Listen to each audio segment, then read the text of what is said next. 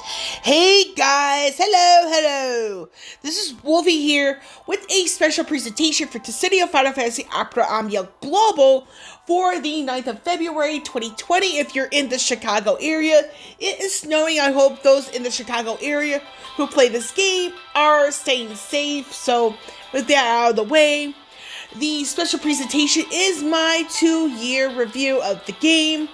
And for those of you who know the drill, it's going to be my likes, areas of concern, suggestions for the game to improve, overall thoughts, and a final conclusion. Now, you kind of noticed here that I did not say the word dislikes because for this video, it's going to be kind of one and the same for this one. So the dislikes is going to be the areas of concern. So with that out of the way, I will have a link in particular in the description below. Once I get to the particular point in this video, I'm going to mention, the whole thing, all that good stuff. So, before I get into certain aspects of it, as a friendly reminder, this is my opinion only. So, I will be back once we get to the home screen.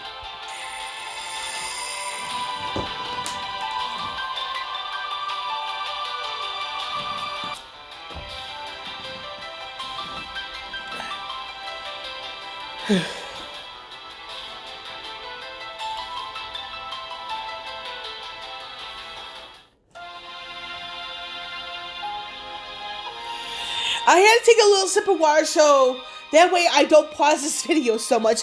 But anyway, I want to go over a few things here and there regarding stuff like the likes section for this video.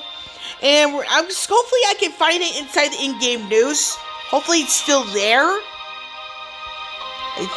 I hope. Yes it is. Now, what I particularly like about this whole thing, and it was mentioned before, was that some stuff that is coming to global earlier than expected.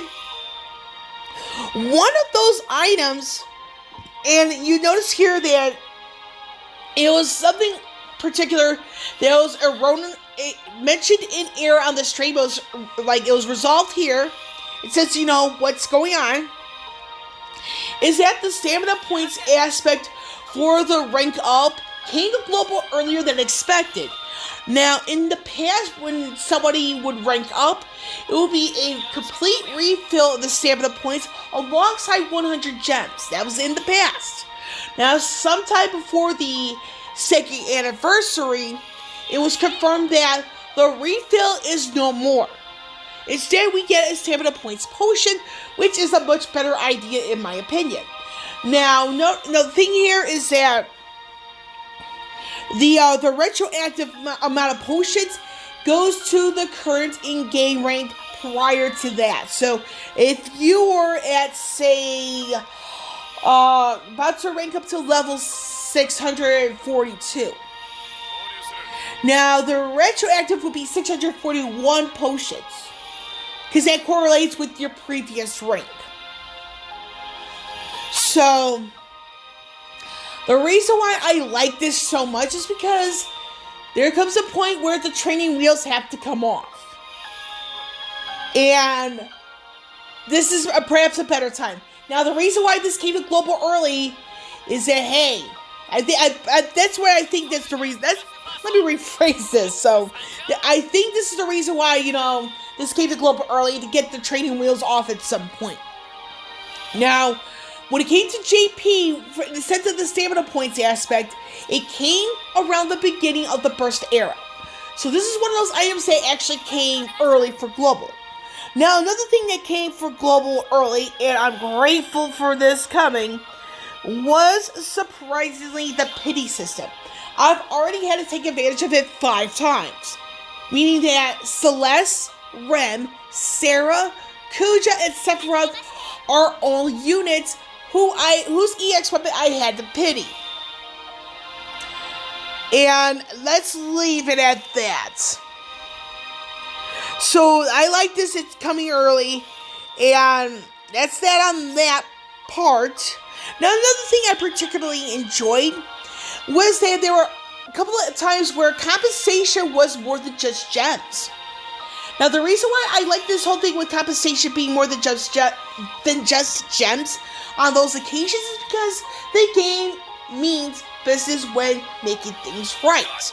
And the fact that they also do it promptly is the icing on that cake. Now, another item I particularly enjoyed is, believe it or not, it's another one of those that came early, are the wild points and the summon board boosts.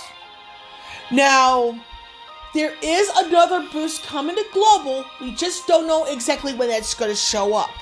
Now, this other boost that's coming up for global, it could still be ultimate. It could still be the beginning of the Upburst era. We don't know as of yet.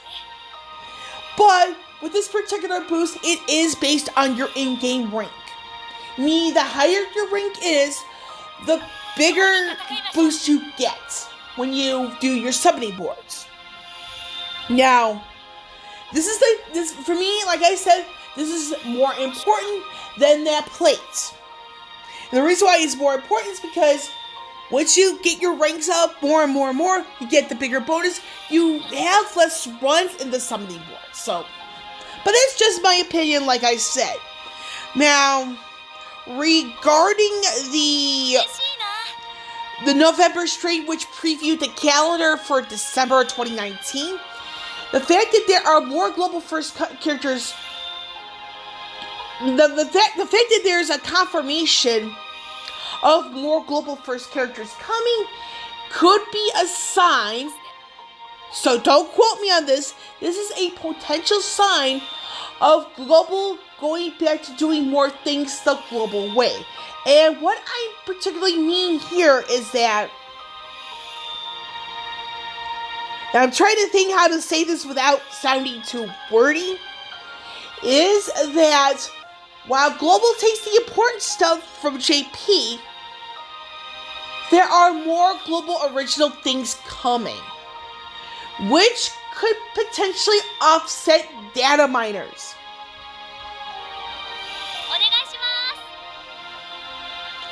Now, with that out of the way, I'm going to go into the quote-unquote dislikes, which, like I said, these are the areas of concern. Now, one of my areas of concern, I'm kind of scratching my head on this one, is the Abyss Beta. Now, for those of you who have been playing the game from around the time Abyss Beta started on Global, we all know that the Stratum 10 was the final Stratum added to the Abyss Beta. There's no new information since until the last stream, where there is a final version coming. And the final version of Abyss is coming around March or April. Now, the reason why I put this as an area of concern was because there was no communication from the time the final Stratum was added to the beta version until the announcement of the final version of Abyss coming to global. I would have liked to see some communication of some sort saying, hey, is there any news on like Abyss, the final version, any more Strata added to the beta, that sort of thing. It would have been nice. Now, another area of concern I have, and this actually is, I would probably, for me personally, this is a dislike, but it's an area of concern, and by that, the accelerated pace from September and October of last year. Now, the reason why I have this as an area of concern is because some who are global only could feel overwhelmed. And it puts a lot more pressure on those to catch up.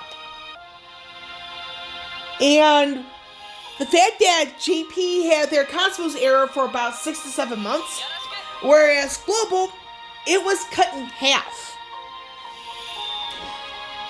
And for me, the accelerated pace is not the best idea to try to catch up with JP. And the reason why I kind of say this is because should global completely catch up with JP, there probably would be a much lesser need for content creators, because should Global and JP get the same things out at the same time, you're practically doing things blind. There's no reference to look at. And another area of concern I have is within the player base itself. Now, I kind of noticed in November and December, maybe parts of January, things were slowing down a decent deal. Now, granted, you know, the holidays, Thanksgiving, Christmas, Kwanzaa, Hanukkah, New Year's, I get that part. But the fact that it was slowing down like the way it did, I couldn't help but wonder, were people taking a break or something? It's something I have to ask myself on the matter. Now, speaking of the community, this is something I've been wanting to say, but there are some within the community who have a bad habit of assuming things before asking questions. Now, I kind of put this here is because some people assume that I am pro-meta, that I always pull on meta. Newsflash, for those of you who may not be aware, I am very anti-meta. I pull from my favorites, and if there's anybody who is meta that I pull on, it's because they're my favorite. It's a character I actually like. So the thing is that when it comes down to people not asking, people assuming first, it makes this community look bad. Because you don't know if one player has enough power stones to go after just one copy. Some people may be low on power stones and they need multiples. Some people might not have enough tickets. Some people might not have enough gems. Certain characters might not be far along, and it could be that character that's not far along that someone is saving for instead. So the thing is, it's like this assuming it's makes this community look bad in my opinion. Now, let me pause this video for a bit so that way I could do a quick look at my notes. So I will be back. I am back. I almost overlooked a particular part of my notes, and one of the biggest areas of concern is the recurring issues within Android devices. Now, I wish I could be biased here as I am an Android user, but there are recurring issues for Android devices that are not as addressed as often as issues with iOS devices. What worries me here a little bit more above all is that when it comes down to issues in the game, you'll notice that when it comes to iOS devices, it's mentioned in game news, Facebook, and Twitter. For Android, it's just inside the in-game news. Now, to be fair, there aren't as many Android users playing this game as there are iOS. Now, how I know this particular number is, believe it or not, Google Play. Google Play, it comes down to updating your apps regardless if it's DFFOO or FFRK, FFBE, whatever. It tells you an approximate number of downloads since its launch on global or whatever platform. Now, when it comes down to the global version of this game, the number has not changed for quite a few months. It was still at 1 million plus downloads for this game since its launch. So, I have a suggestion for this coming up in a little bit. Now, another thing, let's see here. Actually, you know what? I'm going to jump straight into the areas of to improve the suggestions I have, and I'm going to continue where I left off with the Android aspect. So when it comes down to the global developers, my suggestion here first and foremost is to not only address the Android issues on Facebook and Twitter, because someone like me, like I said, I am an Android user. I work. I can't always go into the in-game news to find something out.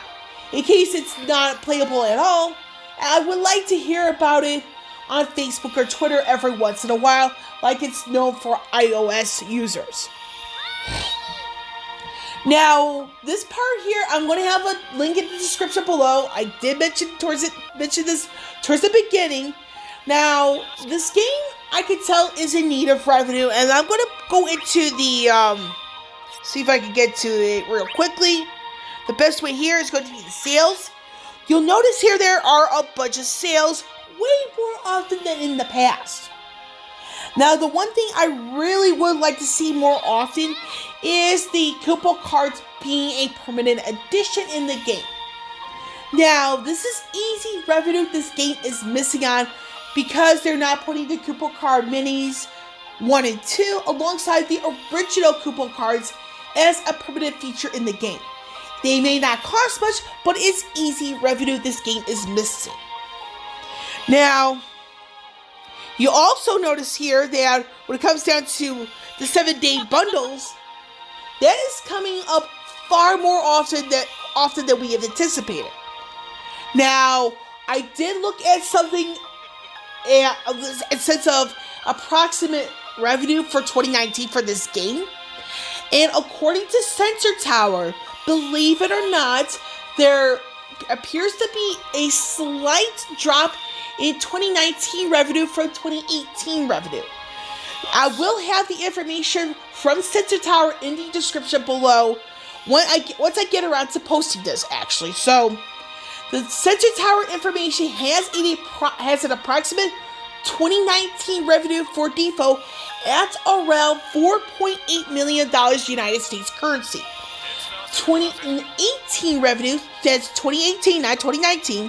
2018 revenue was slightly higher at $4.9 million United States currency. The $4.9 million figure can actually be found on Reddit.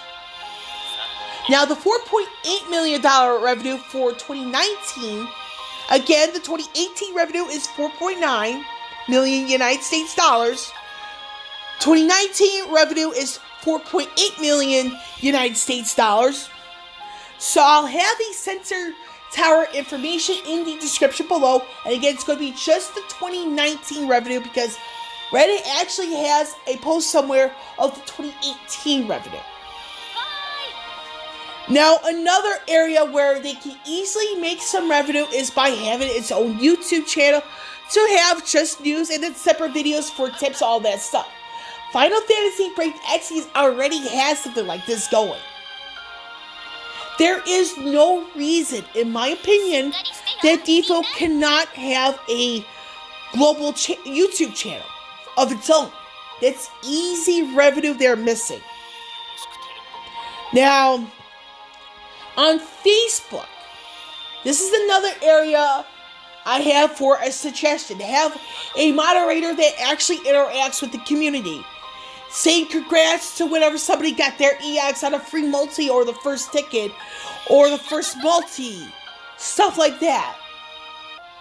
Or somebody's responding to comment with a where the comment's about an in-game issue. Something like that. Now, another suggestion I have, and this kind of ties into the revenue aspect, is compatibility with Amazon devices. Now, I found out on the official Final Fantasy Break Exodus Facebook page about this thing for Google has coming up, known as the 64-bit compliance. And the thing here is that it comes down to the age of the current Android device. Now, the reason why Google's going to have something like this be enforced in 2021 is that with Amazon compatibility, this could potentially offset a potential drop in the player base. Now, another suggestion I actually have is alternate resources to get gear. I mean, granted, you have your 10+1 gem pools, you have the occasional free multis here and there, and single tickets, but that's kind of limited. Having a 10+1 ticket that's not a free multi, or even a 5+1 ticket, have additional means. Because with the weapon tokens, it's like it's only guaranteed 9 per month via login bonuses of sorts. It's going to take too long for some to get certain weapons. Now, another area incentive for improvement comes within the panel missions. Now, mind you, mine is all done, but I want to point something out. So, look into the like sweeper times 40. I definitely would like to see like you click on it and then you get like a list of like where you can farm for them. Because that way we don't have to do so much digging around as to where to go. Make it a little easier on the community in that regard. Now, with that all out of the way, what are my overall thoughts and opinions on this? So, my overall thoughts is like from the first anniversary to now, it's actually pretty decent. But there have been some bumps on the road that could put certain decisions into question. Now, there are some in the community, I have to be honest here, that could be seen in a negative light by some for whatever reason. I know I'm not perfect, but I do have to be fair here. Now, with my final thing here is that when it comes to stuff that's to come for global, this is something we all have to be aware of. And for some, it could be an interesting call to what global does down the line. Now, with the final conclusion here, this game is good at what it does, but the decision making could be a bit better. And with some of the assumption going on by the community, this could hurt the community in the long term. Now, with that all out of the way, however, it does appear that Global is doing a little bit of a better job than Final Fantasy Record Keeper and Final Fantasy Brave Exvius regarding the second anniversary curse. And that could help them in the longevity aspect, but I'm not going to count my chickens before they hatch. So to end this video, I hope that DFFOO becomes the first game since whenever that has a good, successful second anniversary. And to the player base, don't be afraid to ask questions. Don't be afraid to ask, do you have enough power stones? Do you have enough tickets? Do you have enough gems? Because without asking questions first, you're going to make yourself look like an ass. I don't want to use foul language, but this is where I have to be honest. So, with that, I'm going to get going. Wolvie here, signing off. I will catch you all on the flip side.